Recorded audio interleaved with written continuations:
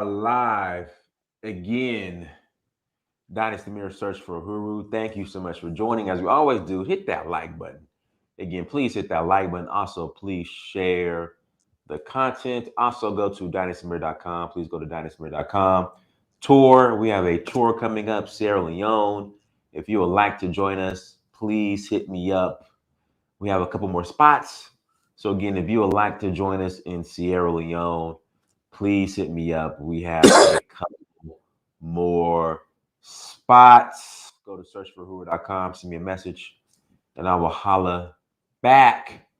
Without further ado, we have brother Kala Thanos on with us today. And today's topic is building in Liberia in 1822 versus building in America in 2021. 200 years. 200 years. So the question is, so look at what we build in Liberia versus what we're doing here in America. Yeah. And not only that, what I would suggest to everybody is, and I studied the Liberian, and when you're on your own land and you have your own sovereignty, you're making your own decisions, you're a new type of people. See, in America, Black America, the reason why we're going to get any respect is because the world sees us as children. Another race of people is providing for us and taking care of us and everything like that. If Black America had 30% of its wealth, right, but they were in their own sovereign nation, you would feel proud and you would basically be more respected than you are right now in America. Because we produce the largest middle class, Black middle class. We have the largest number of Black people, wealthy, property, generational wealth. That doesn't mean anything because we don't have any respect. We don't have the culture is all about disrespect, and it forces us, right, to live in a world where you're never going to be free. There was I think O'Shea was talking about Phil Scott. They were getting on him for being in a business class plane. I don't know what it was, in a business class suit. And in other words, basically, let's be honest with ourselves. The people who frequent the social media, that follow the gurus on social media and influencers and everything, these are, struggling Black people, and if you put it out there that you are sort of making it, right, then you become the enemy. So even when you're making it, you got to fake that you're struggling or you're part of the struggle and everything. Whereas other people, they recognize that when you're free people, you recognize that, okay, that person made it. He's rich, he's famous, everything. We're going to respect that, But Black America, because we live in captivity, we're always obligated to identify with being poor, oppressed. That's our identity. And that's what you have after 200 years, after 400 years of being in America. Everybody thinks they can use our struggle. Everybody exaggerates our struggle. And everybody uses us as what not to do as a people when you come to America. These people you don't want to be right next to, Don't matter that you may be making six figures. Doesn't matter that we're producing a record number of high school and college graduates. That goes out the door. And so what I'm trying to say is we will never get credit for what we do. Black America produced more inventors, right, prior to integration. Think about that. All our inventors, the guy who invented refrigeration, the guy who helped invent The stoplight, the the iron. all these things, right, that happened during segregation when we were by ourselves, to ourselves, and everything. And we had more respect. We had marriage. We even had our own baseball league at one time. We were doing for ourselves. We were self-sufficient as a people. We had a green book. You can go travel around America and find some Black business that's going to accommodate you. So with integration, right, that was the goal. It was to integrate. We gave up all that to the point that our institutions now are dying. Ebony magazine's gone. Jet magazine's gone. Essence magazine's gone. Black churches are gone. Black colleges are on their life support. Any sort of institutions that we had in America is gone. So I want to know what did we gain when you look at America versus having a nation of our own? we lost everything. Our communities are war zones. Can we show any majority black city that's doing well? As far, I mean, you be doing financially, but you still got Right. murder. You still got gang. Without the like. So when here in Atlanta, the neighborhood, the community of Buckhead, they want to separate. Oh yeah, of Are you course. familiar? Are you familiar with Atlanta? I heard about that. The northern part wants to Yeah, separate. but the thing is, it used to be a very nice mall called Lenox Mall, I and we heard would about it. go there in an affluent area. We would hang out. Now it is more dangerous to go to Lenox Mall than the malls in the hood. Right. All over Black America. DeSoto, Texas, right? I DeSoto, thought Texas. about yeah, you know something? I was one time proud. I'm gonna go to DeSoto, Texas, and check it out down there and everything. Check out DeSoto, Texas. Is that your phone? Okay, Yes, okay. background. I'm gonna go down to DeSoto, Texas, and everything. Then I found out that there was a video. I don't know if I sent it to you, right? I think I sent it to you. With this lady, she was sitting there screaming. A single mother. She was sitting there screaming at the school administrator because they said my son's out here in the streets and everything like that. Y'all gotta do something. The lady's like, "What do you want us to do?" And she was like, "Well, these kids, the streets. I'm not gonna lose my son. And I'm not gonna do that. He's disrespectful. These kids are out of control and all this kind of stuff like this, right?" And I commented on TikTok, right? And I said to the lady, I said, "Well, where's her father at?" Right? He goes, "Well, for your information, sir, my father, I'm divorced, right? I'm divorced, whatever." Then also I looked up, I said, and it disheartened me when it said this is DeSoto, Texas. I thought that was so-called a middle class enclave, of black people and everything. And they're talking about they're having problems with gangs now. In DeSoto? Yeah, yeah. What about PG County? That was supposed to Yeah, be the PG. mecca. Please forget that. It's right next to DC, not too far from Baltimore, and everything. Oh, you can forget that, So that's the whole thing about the thugs in the hood and everything. It don't take much for somebody to get a couple of $1,000s in the bank. And I'm moving to PG County, moving up, and they bring the same mentality to PG County. So we're at a loss. No matter where you go, right?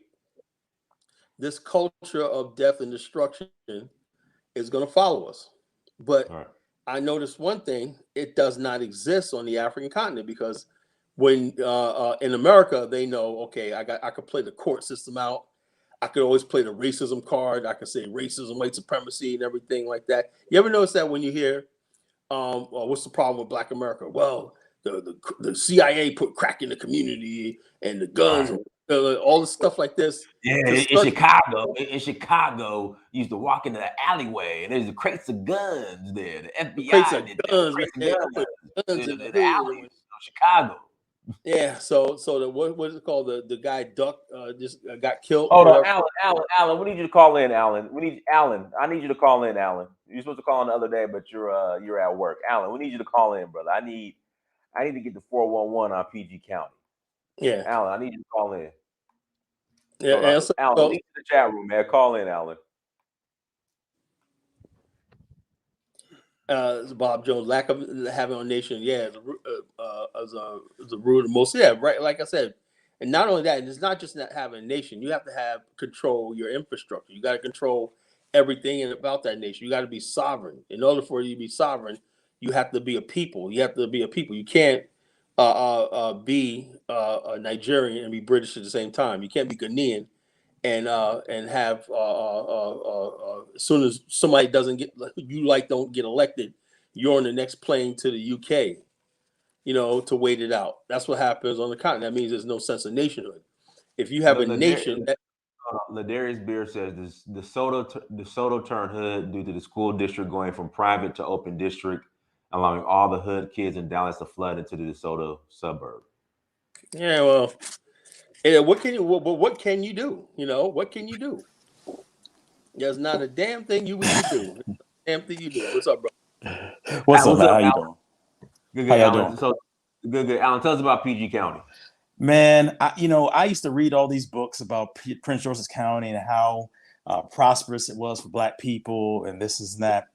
And I get down here about 2005, and I went to do an interview because I'm a teacher. I did an interview at a conference with Prince George's County because I wanted to teach in that district. And it's the only time I've ever had the people who were doing the interview, black folks, not show up for the interview twice. I scheduled an interview, nobody showed up. And so I started working in Baltimore City Schools, which is another issue. But Prince George's County is most places are some of the most hood, rundown places you ever want to be. They have spots. Bowie's nice. Around Bowie State College and everything like that. It's a black school. It's nice over there. Has some issues, but it's not bad. You get over there by places like the Iverson Mall and places like that. It's no place you necessarily want to be. And it's one of those places that's kind of deceptive. It looks like it's okay, but it's not. Yeah. So somebody said the restaurants in PG County are whack too.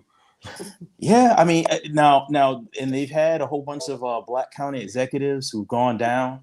We had Jack B. Johnson, who was there, who went down, and he's on tape telling his wife to hide money from the house in her panties and have her run out the house, and it's been a mess down here. He was taking money for them to build a casino over there in Upper Marlboro. And it's MGM, so it's been a mess down here. Not at all what I expected. Not at all.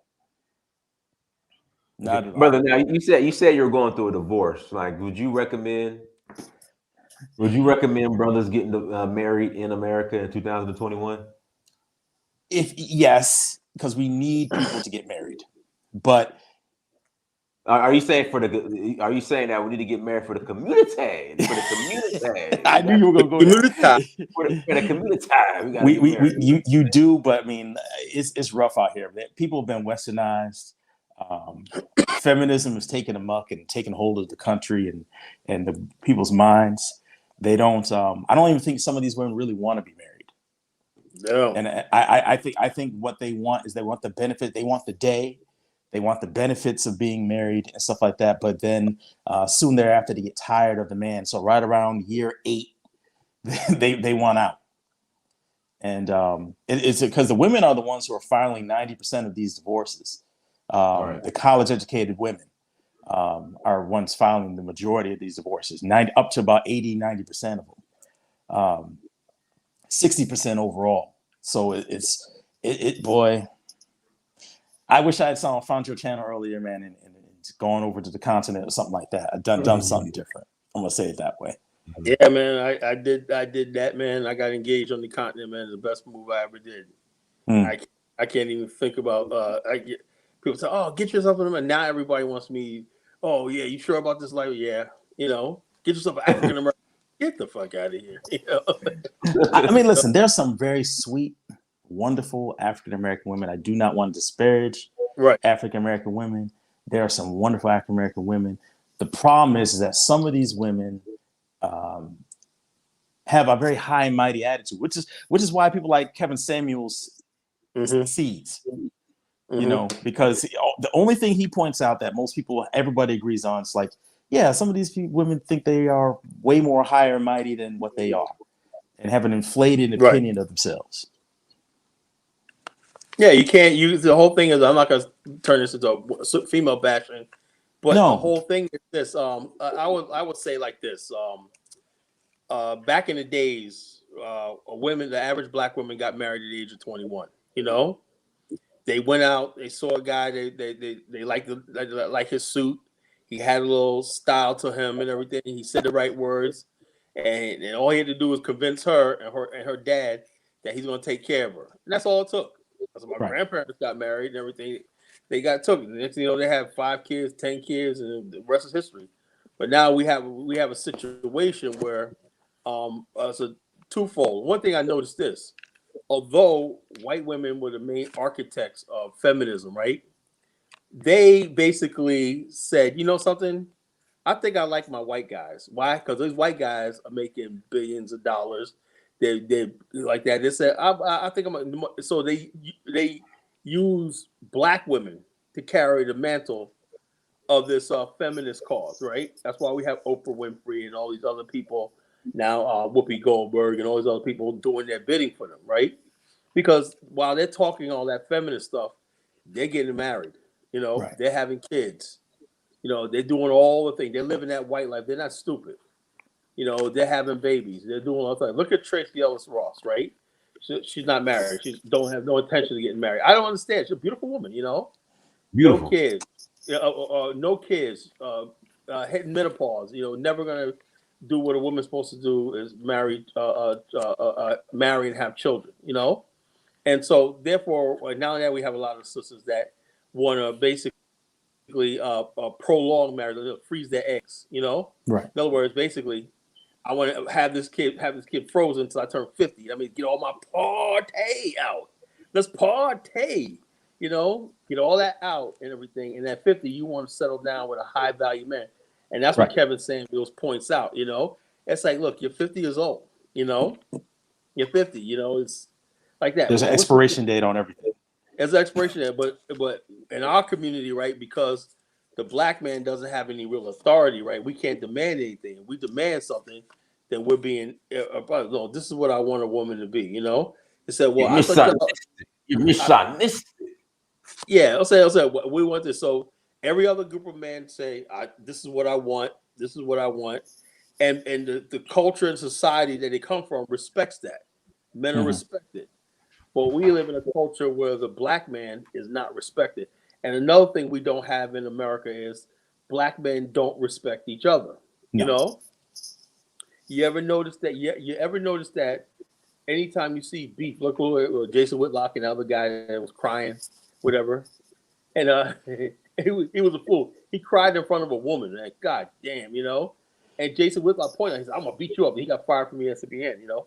But the point I'm trying to make is he challenged Jason Whitlock to a fist fight, you know, on air. I'm going to kick your ass, whatever like that. They fired him. Every time you see black men in public where we're fighting with each other, we have no respect, you know. But when it comes to the white man, you know, they shut up. You know, you never see anybody like Jay-Z, 50 Cent and everything in a public spat with a Caucasian or white person. Never. Right. You know, it's always with other black men. It's because we just have to be honest with ourselves about America. America's never going to let us have that sort of respect. And why would America have that respect? We're former slave. We never overcame that stigma of being conquered, being a whip. We wear their last names, you know, and so therefore, why would anybody want to respect us? Why do our children respect us? Why would our children respect us? That's why I say the nationalist movement is very, very important, because we're saying that we're going to go our own direction. We're going to build links with our African brothers and continent and everything like that. And wherever that takes us, you know, good or bad, we might not see it in our lifetime, but the next generation will have something to build upon. And so therefore, if you're not with us, hey, that's fine. But the whole thing is this, like the topic of the show. We don't, in 2021, I said this the other night, and when Joe Biden says, if you don't know who you're voting for, you ain't black. There was not one strong response Right. to that from not even Farrakhan, not from nobody.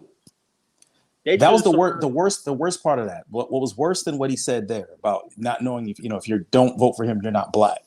What was worse than that is he lied about his record on that same interview. He lied repeatedly. Right. He said that he didn't have anything to do with mass incarceration. He said that Hillary Clinton shouldn't have apologized for her role in mass incarceration, and that he wasn't going to apologize for his role in mass incarceration. It was, it was thoroughly disrespectful. And then it got even more disrespectful when he got in front of Al Sharpton and all those guys. And you remember that? Yeah, you remember that? I do. That taped interview, right? The most disrespectful thing I've ever seen. And he was basically browbeating them, telling them, basically calling y'all a bunch of niggas. Y'all need to shut up. He basically said, y'all, you need to go holler at the Latino community. Yeah. I know. He said, I don't need to listen to you guys so much anymore. You guys are out here making demands of me, when pretty soon all of us are going to have to talk to the Latinos. And basically he was pretty much letting the Latinos had usurped them. And in my opinion, that black people have missed the opportunity to show the Democratic Party our flex and our power by not listening to Clyburn and actually going ahead and voting for Sanders and actually showing our strength by nominating somebody else. Yeah, and then in a general election, we could have stayed home. If you didn't have to vote for Trump, we could have stayed home. And matter of fact, I do think there's a lot of black people who want to stay home in the election, right? But they came up with the George Floyd, right? The riots, the BLM, and all stuff like that, and it forced you every time they did a memorial for George Floyd. What did they say? Go out and vote. Go out and Go vote. on, vote. Yep. Go on, vote. Go on, vote. Go on, vote. Now I'm seeing more police brutality cases, right? Just the other day, cops had these babies at gunpoint in Colorado, right? They thought they stole a car when they're on the ground crying and whatnot. And I said to myself, I thought this was supposed to be all solved, you know? Right. Police brutality and all this stuff like that is still going on. And hold on, Carla. Where's Tamika Mallory? Where's what's the lawyer's name? What's the lawyer?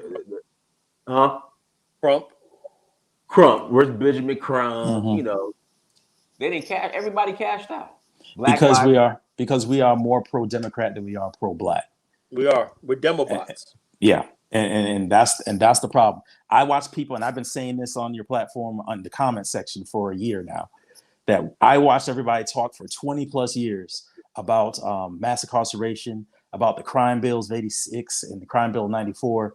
And because the Democrats told us to, we went ahead and helped nominate the person who wrote it. Right. So, because whenever we brought up the subject of systematic racism, you know, it was the 94 crime bill. And another thing I want to point out too, I don't know if you guys how old you guys are. I know how old Dynasty is. I don't know how old my brother is, but if you remember at the time, right? I talked about this many times, right?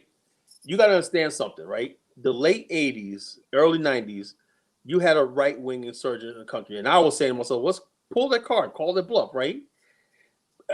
David Duke was on the rise, you know.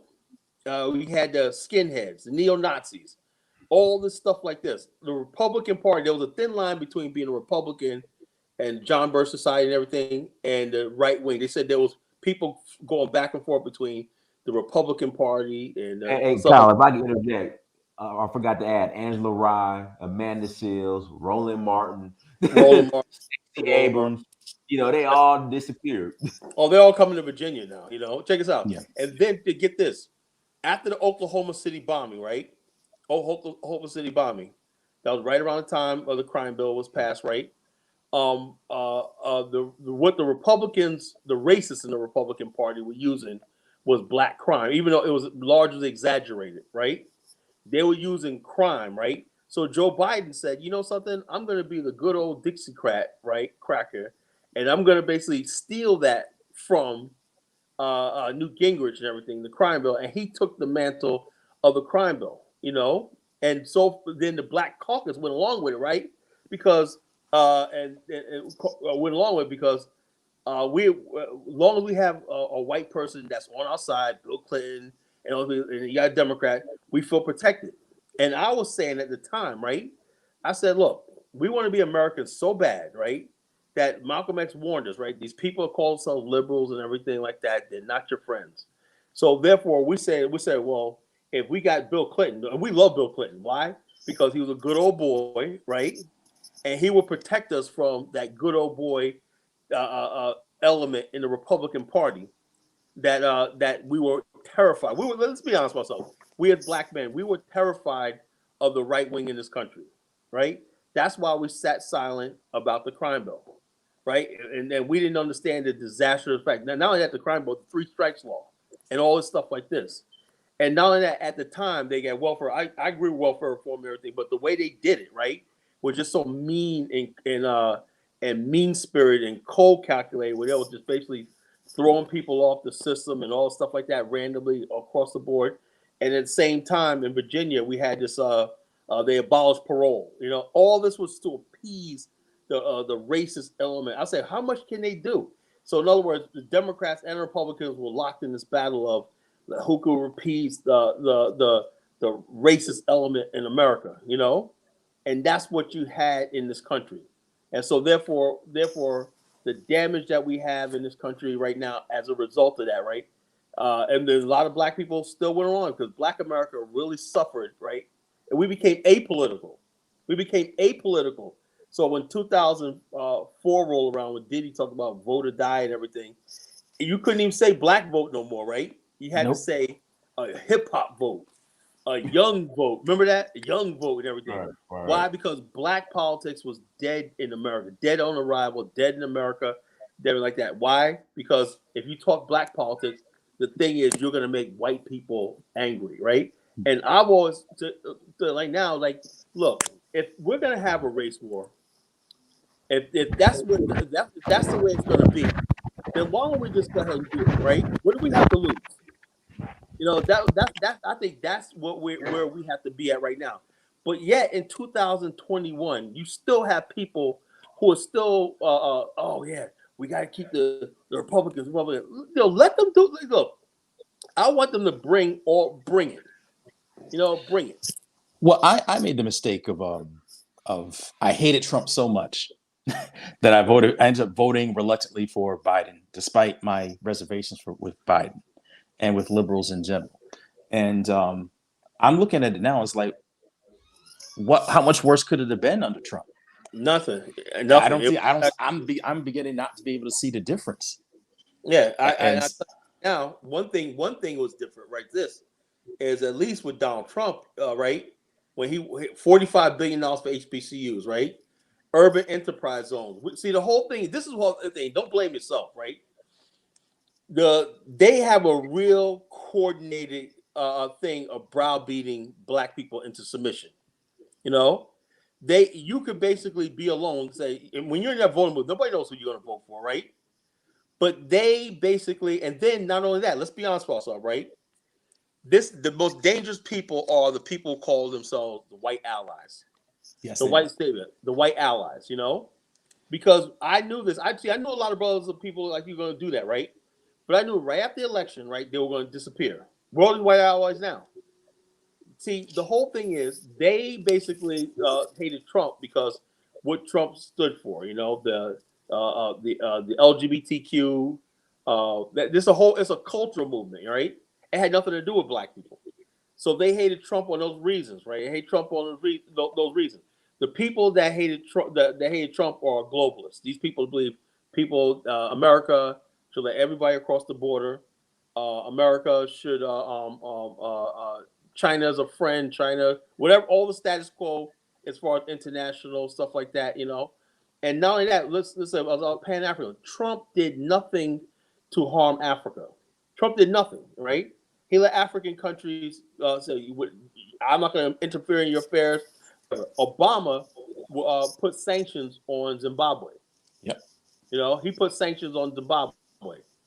You know, and then Joe Biden is now pushing threatening sanctions on Ghana because of their LGBTQ stuff. You know, and they say, "Look, that's not our culture. We don't want that here. Whatever, like that." You know, he's really going to put sanctions. He's really going to put sanctions on them. Yes, they're threatening sanctions, right? As a matter of fact, in defiance of Ghana, right? The U.S. embassy in Ghana had the pride flag up. Oh, they pulled the same move in Jamaica. Yeah. So they put the pride. So all this stuff with Trump said, no, I don't want none of that. So let's be honest with ourselves. The people who are in charge of the Democratic Party, the Democratic Party is not the Democratic Party of the 50s and the 60s and the 70s, right? Working class, blue collar, everything. The Democratic Party, right, are the party of Hollywood, the rich white elite and everything like that. The people like the Bill Maher's and all these other people who basically don't like average, don't like families, don't like cult. So they think people shop at Walmart are despicable and stuff like that. These people are the so-called elite of the world, and so therefore they got black people convinced that they love them because let's be honest with ourselves. Anytime a white person gets up there and they start talking about racism, white supremacy, everything like that, we just sit there, yes, thank you, man, bro. Our brother said it. Cornel West. Every time we see Cornel West and a white person is saying or getting up there apologizing for being white, he just, oh yes. We have to get to the point where we're so strong. We say, well, we don't need your alliance. You know, we got this. We're ourselves. We have no friend. You don't go imposing, obliging us to join you. That's what the other people do. That's what Joe Biden was saying. He said we can't approach the Latinos like that, right? Because they got other issues. You can't go to the Latinos and start speaking in Spanish and they're going to vote for you. You got to talk about specific issues. This is what I'm going to do. This is what I'm going to do. They don't do that with black people. Well, they don't have to do that with black people because they pick who represents us. Yeah. They'll in the case of Joe Biden, he'll find the most ignorant people among us to talk to. Yeah. He'll talk to Cardi B. He'll go to the Breakfast Club. And then when Charlemagne actually asks him a decent question, he trips up on the decent question. Now he downgrades to Cardi B. So it's ridiculous. They're still controlling whoever gets on their platforms, whether it's The View or it's MSNBC. That's who speaks for us. The Lamont Hills and all these other people. That's who speaks for black people. That's who speaks for black people, and that's who white people want to speak to black people about. And I said this back then. I said the new so-called new black media failed. Why? Because when that was going on, right, and you saw what was going on, you should have said, you know something, we're gonna sit home this election. Or I say, look, let's do it like this. Okay, let's say a third of us vote for Biden, a third of us sit home, a third of us vote for Trump. That would have gave us some sort of leverage. But the new media said they said nothing, right? And then 90% of us voted for Biden, right? Mm-hmm. So therefore, they didn't have to do anything. They don't have to negotiate. Well, I mean, I've been talked down by people still who, if I say anything negative about Kamala Harris and her record, or if I say anything negative about Joe Biden, you must be for Trump, or something ignorant like that. Yeah. It's. You can't. Ice Cube decided to go out there. Yeah. Talk to go ahead and find scholars. He didn't go out there and make up a plan on his own. He went out there and actually put thought into it. Put together an agenda, whether you agree with it or not. Yeah, $500 billion for black businesses. That can't hurt. That's no. $500 billion. And all he wanted to do was talk to both sides. Didn't endorse either side. And black people had a problem with that. Ice Cube became a sellout for simply doing politics the way every other group does. You know what that tells you? And like I said on the show Monday night, it shows you that black people, right, are not serious. We had a lady that was on the show the other night, right? Mm-hmm. Black people aren't serious, right? You mean to tell me we just lost $45 billion worth of funding in college and we're not rioting, Right. No, we're not rioting. We're not saying how dare you and everything. We're in denial that it even happened. Yeah. Roland Martin's on his platform. He's saying that it's a lie.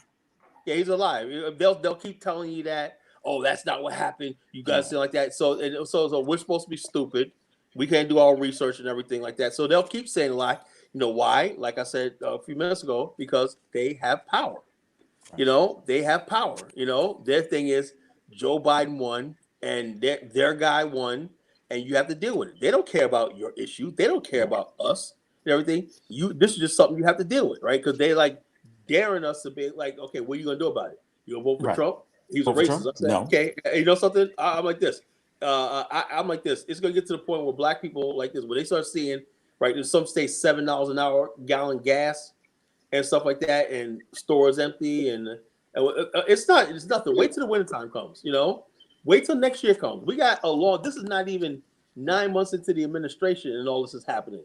Inflation and everything like that. You wait till they start implementing this thing where they're tracking your bank accounts and all this kind of stuff like that. They put mileage on you, attacking you for miles on your car and stuff like that.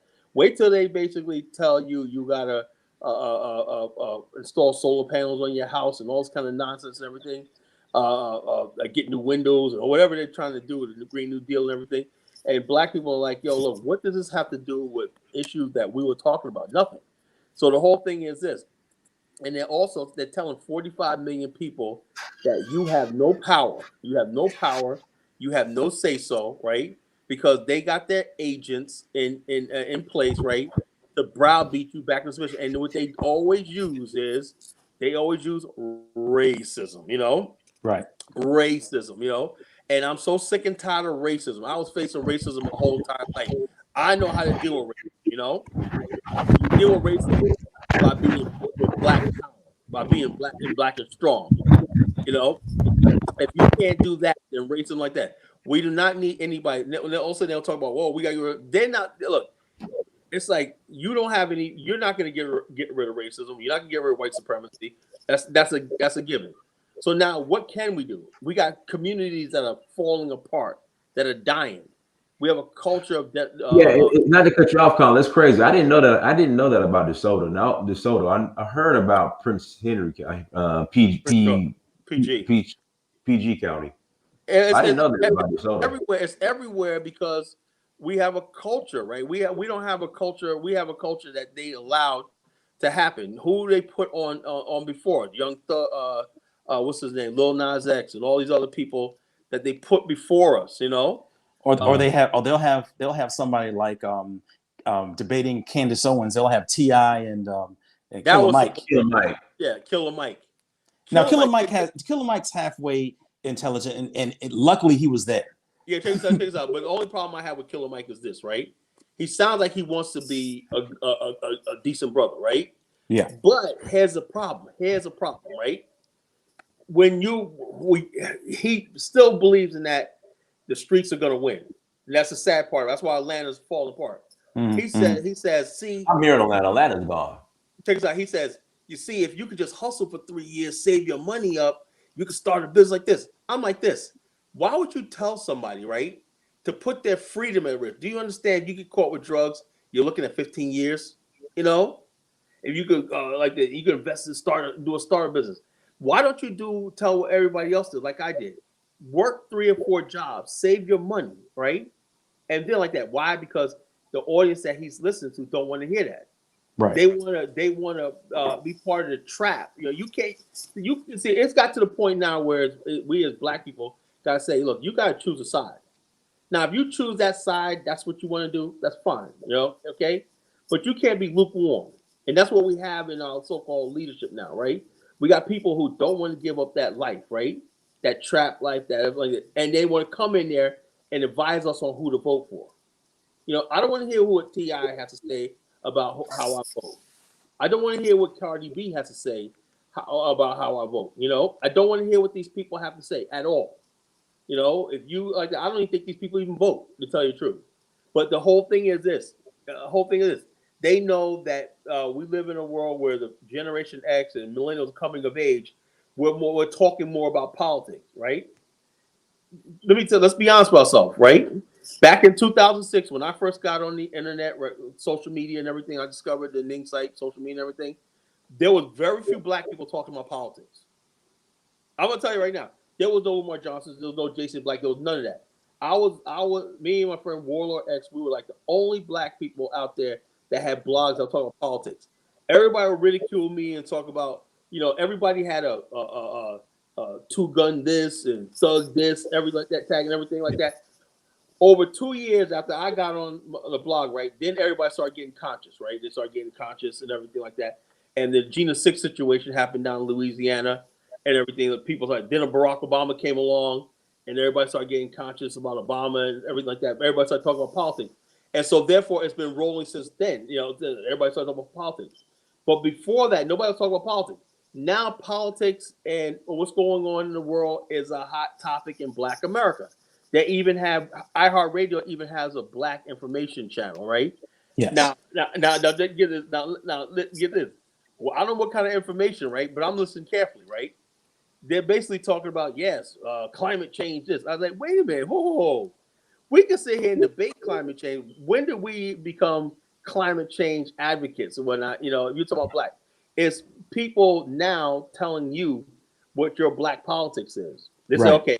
We didn't want Black people to talk about politics, but now it's liberals. It's liberals telling you what your Black politics is. Yeah, liberals telling you what your Black politics is. You know, and what happens is this: when people come on platforms like this, right, and they want to debate, right, they're gonna get eaten up because I know where they're coming from. Like the lady the other night, and I asked her some questions, right? Come to find out she's an extreme ravenous liberal. You know, everybody should actually go look at Black Lives Matter's actual platform. Yeah. And rules. Yeah. And if you look at their platform, you look at their rules. Heterosexual, man. It's all LGBTQ and trans related. At least half of the stuff that's on there. It's not a Black group. It is. Check this out. Check this out. I seen a trans group a couple of weeks ago, right?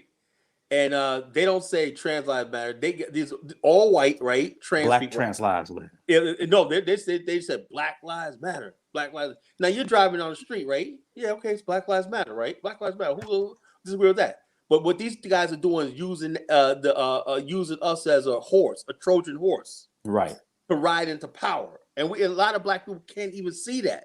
Nope. They're like, don't you understand? You're being used. A lot of black people are so down on themselves, right?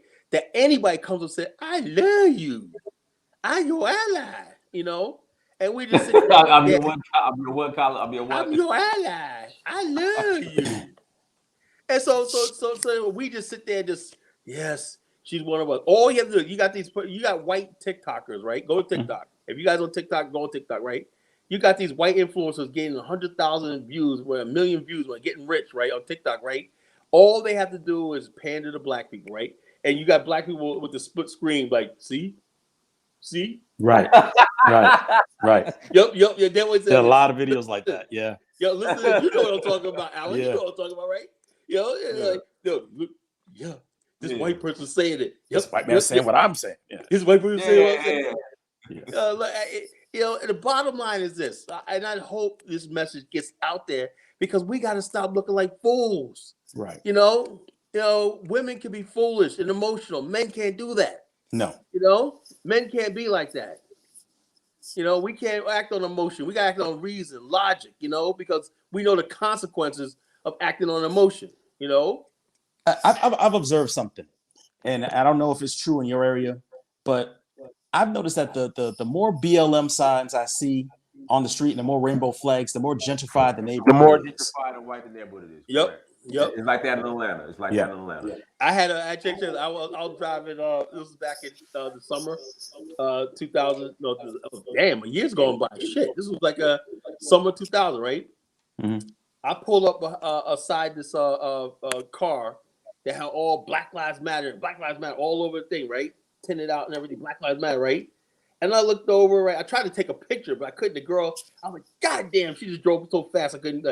It was this freaking mean looking white chick, She had like black hair. She was just like sitting there like, I'm like, yeah, and she had all the Black Lives Matter with the rainbow shit and whatnot, So the bottom line, they basically hijacked.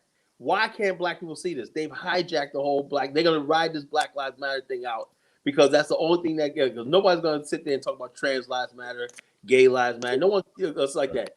But the only legitimate thing is Black Lives Matter, and they're gonna ride that out as they own it. They took ownership of the whole Black Lives Matter thing. That's what it is. Yeah. And so therefore we gotta vote how they vote and everything. They're gonna come and browse. They would love to get on these platforms right here and beat us down. How dare you, whatever like that. But they're not gonna do that. This is like these platforms like this is the last independent thought, because you can forget about the black mainstream media. Well, I mean that's why Dave Chappelle is having the issues that he's having. Because he actually said what other people were thinking. And now you got a whole bunch of white people who've hopped on that, and they're saying, well, yeah, Dave's right. Yeah, Dave's right. And he was right about one thing. He said, look, these people are not innocent or like that. It's everything in this world, people don't understand, is about power, right? Right. The world doesn't want you as a black person to have it. That's a given. When you see these white people up there talking about racism, inequality, and how we're gonna change the world, the one thing that's not gonna change is you having power. Right. They'll say, oh, we're gonna do this, we're gonna integrate this, we got segregation, we're gonna teach critical race theory, but are black people gonna gain any power in this? No. That's not part of the deal. We're gonna be your advocate. We're the white savior. We're gonna save you from yourself. White supremacy. White supremacy is give and take. We're gonna protect you from the white people we say is gonna harm you, right? We're gonna tell you what white people you need to fear, right? We're gonna tell you that these are white people that's gonna protect you. It's all about having white people still maintaining power, right? And that's what Malcolm X trying to say. You're not gonna gain anything by playing this football between liberals and conservatives. You have to have a black power base, right? That's global, right, and it's a Pan-African in nature. That's why all these people that keep opposing us, the Pan-African movement, I don't seem to understand. You know, I don't understand why you trying to do this, right? The only salvation is we have to have power, you know, and we have to have power by connecting to our African continent. We have to, whatever we have to do to build bridges with our brothers and sisters on the African continent, buy land, build infrastructure, build businesses, invest, all the things we have to do and everything. Once we free ourselves from this, then we can look at other people. Then we can say, okay, you know something? I like Vladimir Putin. If I'm gonna have a white friend, that's a white friend I'm gonna like. I'm not saying like that, but I like Putin. You know, I like this country right here. You know, let me pick my allies and everything. Right. You know, let me pick Right. my. That's a free people. You know, but basically all these black people. When Bill Clinton got sick the other day, oh, Master Clinton, Master Clinton, no, Master sick, we sick. Master sick, Master Clinton is sick. Oh my God, I'm like, yo, you don't get it. Bill Clinton Right. rode into prominence on your back. Yes, he did. You know, he don't give a shit about you. You know, I mean, the whole thing. You know, the whole thing. We have to basically having power, and we have to stop being apologized. Other people don't apologize for what they are. They don't care about making friends. Black people, what we fear. Like, you think your Beyonce is gonna say something? No. Why? Because the bottom line is Jay-Z and Beyonce want to be invited to that red carpet. You know, they're like, if you step out of line, right? You see that Global Award that you was down there, and the cameras. You know how the cameras are. There's so many cameras going. It's like illumination, you know, and they're just taking pictures. Oh, Beyonce's dress costs $200,000 and everything, and the magazine, the glamour, and everything. They live for that, you know. They live for that. You take that away from them. If they don't get the call that they're gonna be had a front row seat at an event or something like that, or the camera's not gonna shine on them a couple times and everything, and they're not gonna be the publicist not gonna, they would die. Yes. So they literally gonna say like, so therefore, black people have to rise up. You cannot look to these celebrities for salvation, right? Because these people are controlled and bought and paid for. Well, that's the number one problem with us. We in this country, at least the black people in this country, we look for celebrities to be almost like our royalty.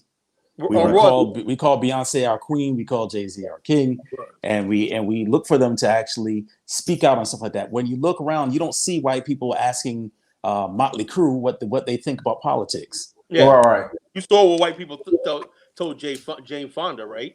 Yeah. You saw. Remember they told her to go to hell. You remember that? Mm-hmm. And even though the majority of white people didn't like the Vietnam War, they didn't like the fact that she was speaking out.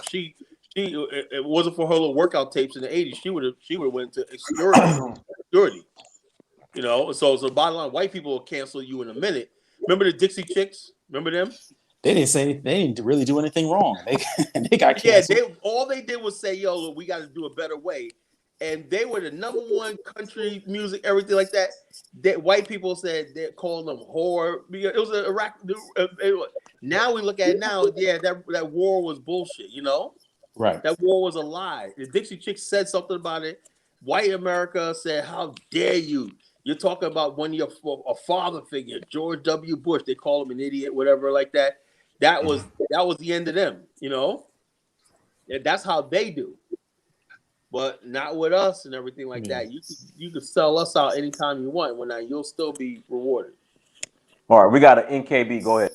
All right, brother. I gotta go, brothers. Yeah. All right, Alan. Appreciate you joining us, man. All right, NKB. You're the last caller. Go ahead. Kyler, you doing your show tonight? You're muted, Kyler. You're muted. I got time. My show ain't till 11. Okay, yeah, we won't be on good too evening. long. NKB, go ahead. Yeah, good evening. Good evening. Yeah. I wanted to ask how did the children of the likes of Dr. Amos Wilson become, like, if you go on social media, the way they act, like if you check the grades like Dr. John Henry Clark and them stuffs, you can't imagine that this generation comes from these people, like on the internet, especially TikTok. I can answer that. I think we overplayed ourselves with these so-called, not so-called, but I respect them highly, master teachers. You understand something? You're dealing with a group of people, right? Like I said, don't have any control over the context of their reality. It's not like Confucius. People listen to Lao Tao and Confucius, right? Even Lu Xun in the 1920s and during the Chinese Revolutionary Lu Xun or not. People know that your thought process, right, your philosophy, can one day manifest itself into a reality because you have the context, control the context of reality. Black people don't have any control over the context of their reality. So it doesn't matter what John Henry Clark said, Amos Wilson said. We don't have power.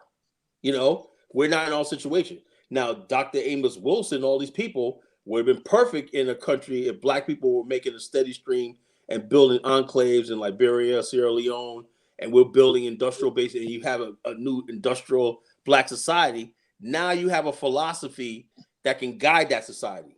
Right now, what we have in America is what's given to us by the white man. Like I was saying, no matter what we say, we could all be all Dr. Heinrich Clark and everything. It doesn't matter. We don't have power.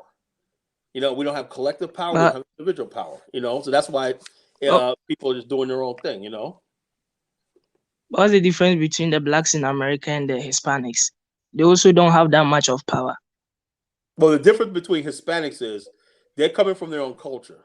They have their power base lies in their homeland. Mexicans don't cut ties with their homeland. They're still tied with their. They go back and forth. They trade back and forth and everything. They and stuff like that. You know, the blacks in America are completely cut off from their roots. You see, that's the difference.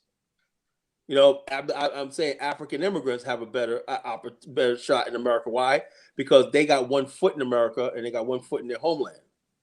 So therefore, they could basically get together. And a lot of African immigrants are having political, social. They got social success because they're together, right? And they can have political success because they have things they agree on. They could step to a politician like Keith Ellison, right? The Liberians went to Keith Ellison in Minnesota, you know this, and said, "Oh, look, you know, extend the temporary protective status, right?" Keith Ellison went to Donald Trump, right? No fan of Liberians, right? And said, "Look, yeah, these Liberians over here are saying this and everything." And Trump said, "You know something? I can use those Liberian votes in Minnesota or whatever." And everything, and they got Trump extended the temporary protective status for 2 more years, you know. And so, therefore, what I'm trying to say is, when you're together, you have an identity, and you're tied to your homeland, and you have a collective interest together. You could get together. Black America don't have that, you know. Our collective interest is what the white liberals tell us it is. I get that one, but I'm saying that if you are voting for someone and that person is not benefiting you, why is it you continue to vote for that person? I don't get that idea. So, bro, that's a million. Diane's answer that, but that's $1 million question, isn't it? I wish I had an answer, but we know the answer. To be sincere, like have you seen how the American media portrayed Stockholm syndrome? The Stockholm syndrome, and as Colin said, have you seen how the American media how they were portraying Donald Trump, right? So, like, at first, everyone had a negative perception of Donald Trump, right? But if you look at the numbers, you see, he was more beneficial than the Democrats. Only if you can look at the number. Of course, it was. But it's like the thing I've spotted is that Afro Americans are too emotional. Yeah. They're like, for the ladies, obviously women, they can be too emotional. But for the guys, as a guy, you cannot be that much emotional, or you get killed. Yeah, men have to control the emotions. Women can get out there. You see down the street, they yell, fight, you know, they let themselves go. Men can't do that. You know, if you say something to the wrong person or even talk with the wrong tone of voice to the wrong person, you can lose your life. You know, and that's the truth. You know, you men have to be like, strategic. Okay, I can't get you right now, but I'll see you another time. You know, and that just ain't the time and the place. You know, we have to say, okay, we have to strategize and everything. That's what socialization and politics come in. You know, okay, look, you know, these people are running our streets. You know, we got to get together. That's how gangs are formed. Everything like that. Social clubs are formed. You know, stuff like that. You know. But the men also are voting for the men are also voting for the Democrats. But more black men voted for Trump than everything. It was like about 20-something%. No. At black men, it was like for Black America was like the first time like 20% in the thing. I don't know what the figures was, but it was like 35% of black men poll in early before George Floyd. Trump was like at like 40% approval among black men. Yeah, and the reason And why the reason why a number of black men I know who voted for Biden is because they were afraid of the opinions. They were worried about the opinion of black women for them not voting. Oh yeah, the wet black women. You know, they'll beat it out of you. You voted for Trump, didn't you? You know what I'm saying? And they can't nobody respects your vote and everything like that. You know, they'll like, oh, they'll beat it out of you. So how dare you like that? And the bottom line is this: we don't have control over our culture and everything like that. We should have said, okay, you know something, I'm going to go this way. And the bottom line is the whole community was split. You know, there was a lot of black people, a lot of black women too said, I'm going to vote for Trump. But the peer pressure, you know, the peer pressure of being ostracized. And then I'm saying, you ask yourself this question, Dynas, right? All the people that you're going to lose, do you really need them in your life? You know, Right. all the people, No. you know, what are you going to do? You know, you're not going to hurt my bank account, whatever. Oh, yeah, I don't care what the hell you think. That's what's good about being a black nationalist, you know, because the bottom line, if I remember you a citizen, I'm going to vote. I'm going to vote what I think of vote and everything like that. Because I know for a fact of the matter is my end game ain't America anyway. Right. You know, and so that's why they hate this movement, because the nationalists in the future are going to vote. It's going to split the black community apart because we're going to see more black people, because I don't see the liberals in helping the nationalist movement. I see the right. And even if you take a look at American politics, how it's going on, they are going to eliminate the black vote. They'll make it nullified. It won't be even important due to the immigration of the Hispanics and stuffs. Yeah. This was the last chance of black America. Now they said we're going to make sure that you're completely irrelevant in the future, you know. But has a thing. Black people still have a large this whole thing. Black people, it's not enough. We have to really get rid of the Democratic Party on a local level. You know, you could run. You don't have to have a D next to your name. And Virginia proved that. In Virginia, when people run, nobody really runs as a Republican or a Democrat. You know, nobody just like that. Nobody puts their sign on. Everybody. That's the one thing about Virginia I do like. Nobody ever says what your Democratic Party. Now, after the fact, you say, okay, now I just found out that one of my delegates that I voted for, Kelly Fowler, I knew she was a Democrat, right? Because she got the seat from this guy, this Filipino guy, Ron Villanueva. He took, this guy was the first Filipino delegate in Virginia, but that was my boy though. But he freaking misappropriated $20 million, right, in a minority Filipino fund, whatever. And he pleaded. He got 2 years. He got 1 more year left, right? And he's out. I said, my boy Joe, I said, where's Ron at? Where's that money at? He said, that money's in the Philippines. You know, so he got out. He ran on the Republican. How much money was it worth? How much money? $20 million, man. It was some $20 million. Some scheme where he was taking loans out and doing something. He was siphoning the money out of some fund, whatever, like that, for the Filipino development, whatever. I don't know what it was, you know. But anyway, he played it down. He got 2 years, 2 years. And look at Ron Villanueva. Anyway, this lady Fowler won, right? Fowler won. And I voted for her and everything like that. She's a nice lady and everything. Then I come to find out that this is how it works down here. I thought the Democrats were independent down here. She's basically doing everything AOC is telling her to do. And you don't have a thing. So in other words, you vote for somebody as a Democrat, right? They're not going to talk about your issues and everything. She's not talking about issues that concern. It's whatever AOC. It's a political machine. The Democrat and Republican are political machines. The party bosses that rule the Democratic Party tell every last congressman, if you want to keep in office, right, you better do what we say. That's not how it's supposed to work. You're supposed to change your congressman, your local delegate, and your House of Representative congressman every 2 years, right? Why? Because that's what the way it's supposed to work. But we're the only group of people, and also Nancy Pelosi, right, in certain district, right, where they got a lifetime appointment. You know, John Conyers was in Congress when my parents were dating. You know, my parents were teenagers when John Conyers got in Congress in 1964. You know, these guys die in office. And look at Detroit.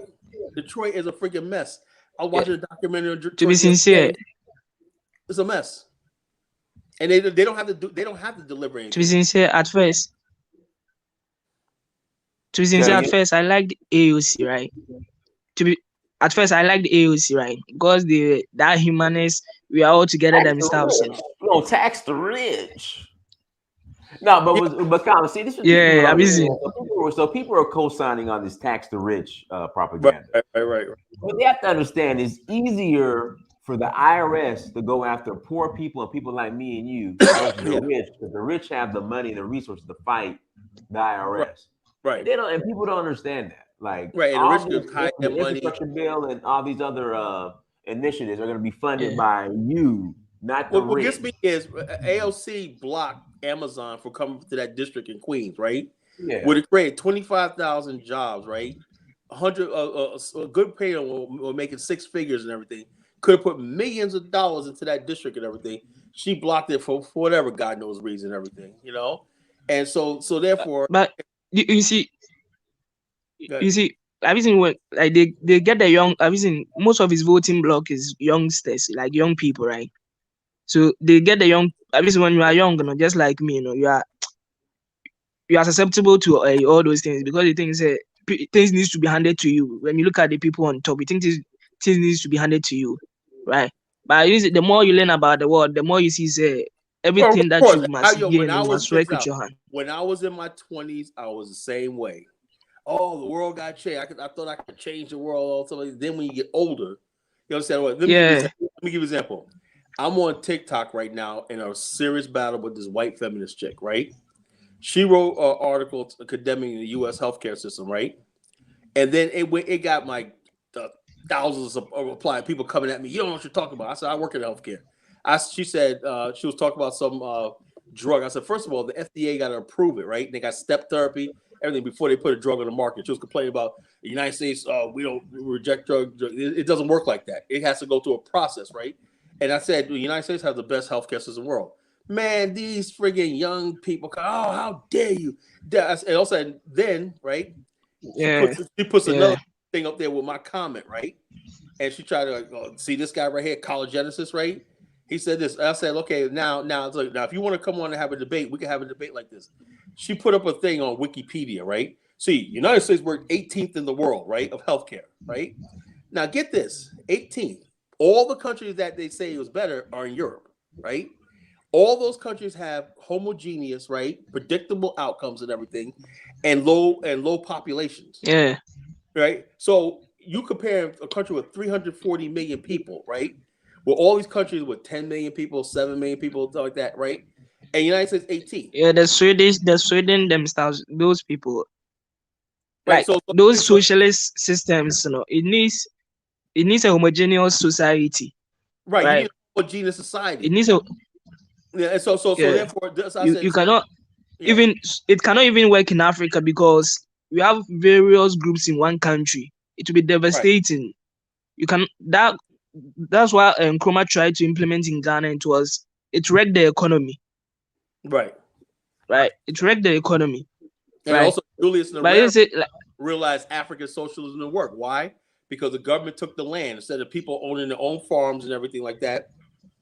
They tried to do communal farms and everything, state-owned farms, and they failed. They failed. And he said, he admitted, he said, African socialism. I think the time that we are in, this idea of them farming themselves, I think we have transcended from that place. Like I think most Black people, African people, especially the men, we must be focusing on STEM and those stuffs, because it's the future of the world. I think most of us must be venturing into those stuffs, not the agriculture themselves, because you see especially if I look at America, this is most Black Americans, they seem educated, right? But most of their education is it's in the humanities themselves, and the humanities themselves, even though it's good for you to communicate themselves, but when it comes to things that will be beneficial in the future, it won't be beneficial in the future. Like if there is a crash in the economy, the people that are going to be needed, you won't be considered as you won't be needed that much in that economy. Yeah. Right? Well, we have a situation in America where where what we need is we do have black people moving up. You know, we got this, like they said, is 10% of black men, 10% of black men are in the top. No, 20% of black men are in the top income earners. Right? No one talks about that, right? But these black men are contractors, business people, and everything like that. And this, Yeah. and they're making waves. And you got a lot of black people. You got like 7 or 8 black billionaires in America, a lot of millionaires and everything like that. But the whole thing is, you got a head with no body, right? So in other words, basically, there's no connect between the black people who are rich and Yeah. the And I think in America also, the blacks and the poor people, they don't have any respect for the rich. They feel like they're entitled to the rich's money.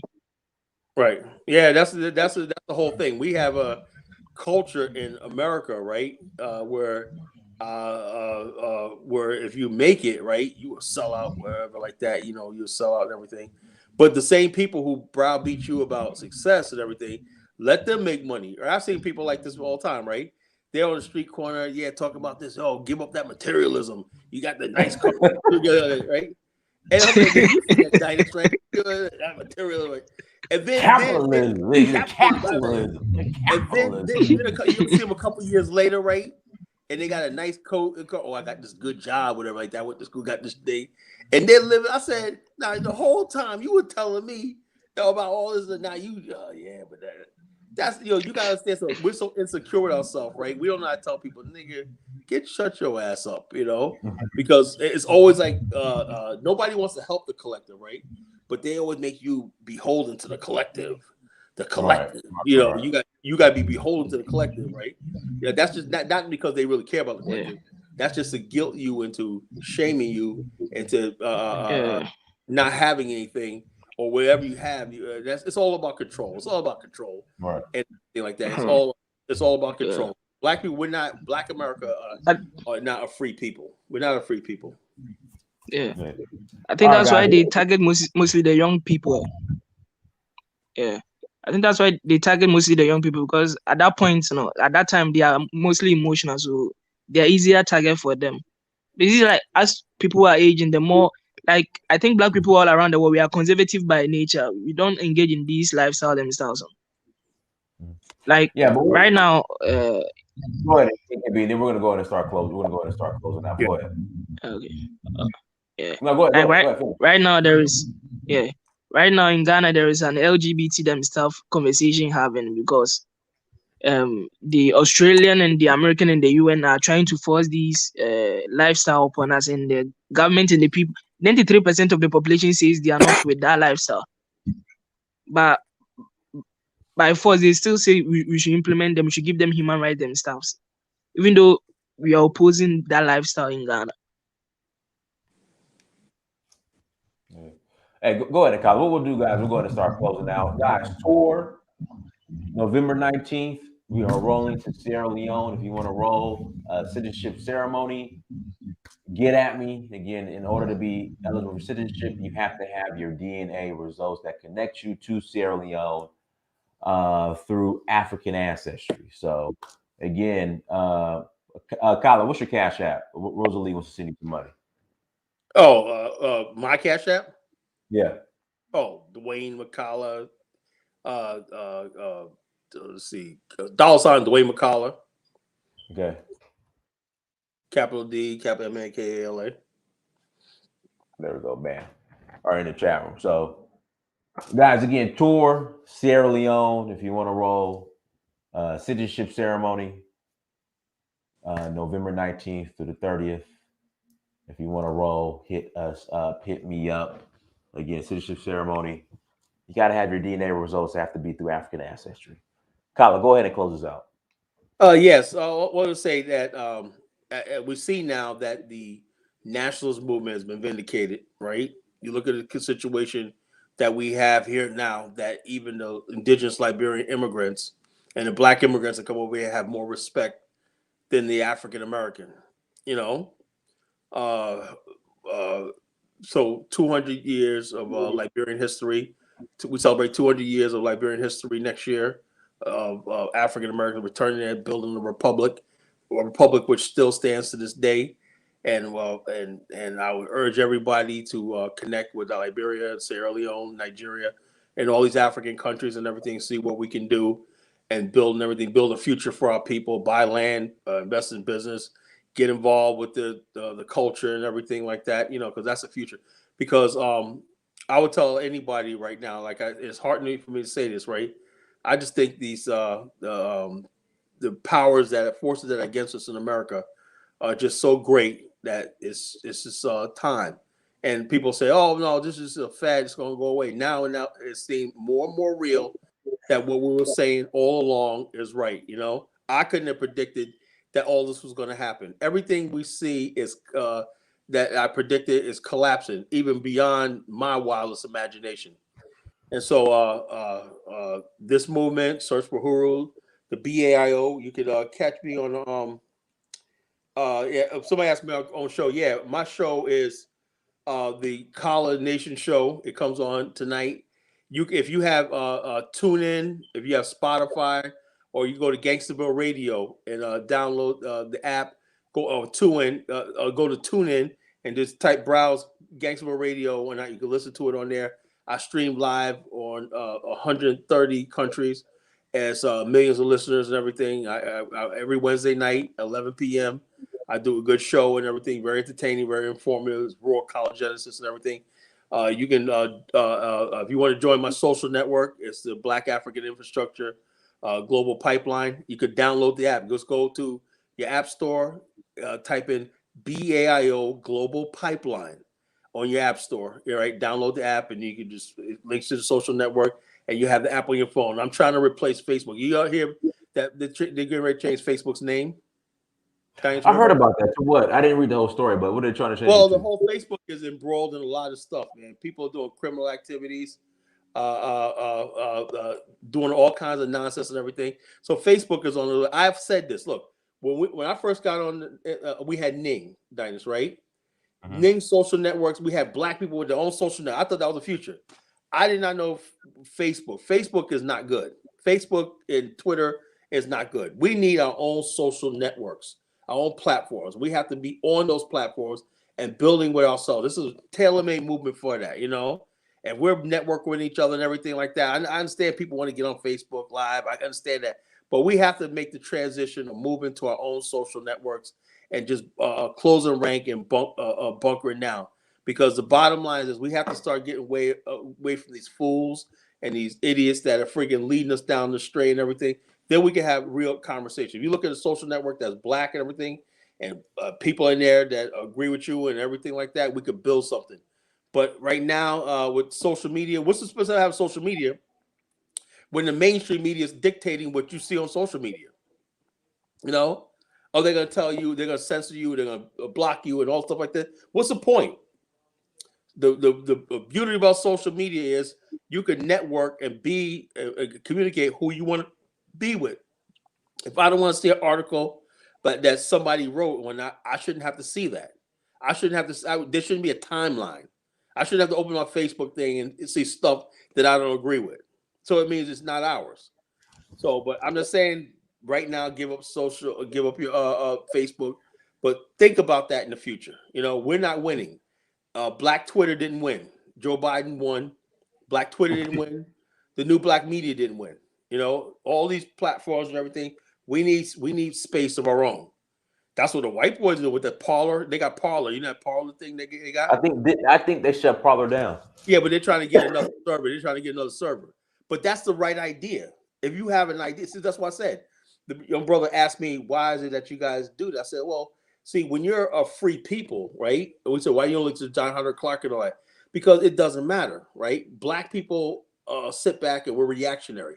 Whenever a white person says do something, we do it. We don't care. We don't think we're going to win. That's why we basically, okay, well, we just give up and just go on Twitter, go on this, and just go like this. If we were really people that were organized, 45 million of us, and we said we're going to build this Pan-African movement and everything, we would have our own platforms. You know, we would have our own platforms, and we have our own business networks and all stuff like that. We wouldn't have to worry about all this nonsense. But we're so wrapped up in America, we can't let America go, right, to the point where, like other people do. Other people got their hand in their homeland, and they got their hand in. Do you network with a lot of Nigerian Americans, Dynas? Oh yeah. Yeah. So you see how they both involved and both here Right. in their country. You know, same thing with Liberians and everybody else. We're the only group of people that all our eggs are in America's basket. You know, we what you call? Yeah, we need. Somebody said, China, we need our own mass media. Yeah, we need globally. Yeah, it starts by by patronizing our own platform in the BIO global pipeline. You Google, look it up on your app store. It's free. You could join. You could start your own groups in there. There's a lot of different groups of different states, different every country in Africa. You can network with people, and you can say, "Oh, I want to start my own group here, whatever hobby you're into, and everything." You can start your own blog. Everything Facebook gives you, this app will give you the same thing. You know, and we're trying to grow that. And like I said, I'm dedicated to that being the number one platform for people who believe like we do. You know, not saying we all agree on everything, you know, but if you believe that we're more than just the borders of the 50 states of America and that we should be connected with Africa, and whether it's just going to visit, whether it's investing or moving it permanently or building a nation in Africa, wherever you're into, this is the group for you. So, Absolutely. Everyone, thank you so much for joining. Like, share, and subscribe. Until next time, family, Dynasty Mirror Search for Huru. Peace. okay.